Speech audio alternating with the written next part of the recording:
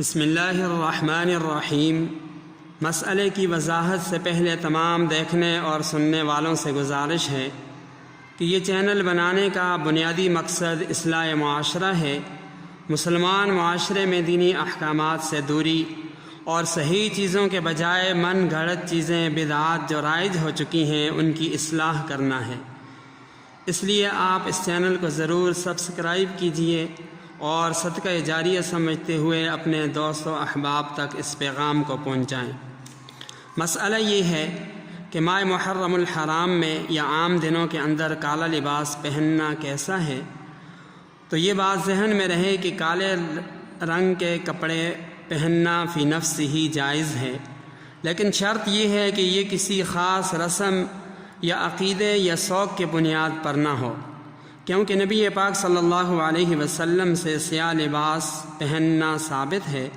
چنانچہ ایک روایت میں ہے کہ فتح مکہ کا دن جب نبی پاک صلی اللہ علیہ وسلم مکہ مکرمہ میں داخل ہوئے تو آپ علیہ السلام کے سر پر کالا عمامہ تھا۔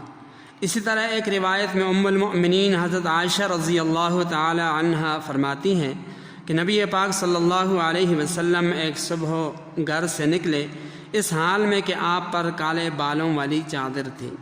اسی طرح ام المؤمنین ہی سے ایک روایت ہے کہ میں نے نبی پاک صلی اللہ علیہ وسلم کے لیے سیاہ چادر بنائی تو آپ علیہ السلام نے اسے زیب تن فرمایا۔ تو فی نفس ہی کالے رنگ کے کپڑے پہننے میں کوئی حرج نہیں ہے، لیکن آج کل کے دور میں مکمل کالا لباس یہ کالے لوگوں کا روافظ کا شعار بن چکا ہے، اس لیے پورے کالے لباس سے جہاں تک ہو سکے اجتناب کریں، یہ بہتر ہے۔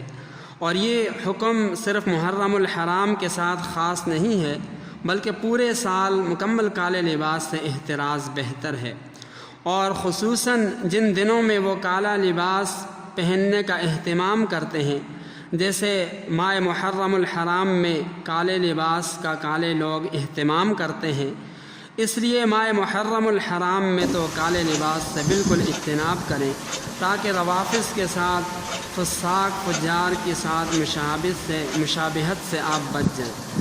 اس لیے کہ فساق فجار کی مشابہت اختیار کرنا شرعاً یہ بھی جائز نہیں ہے۔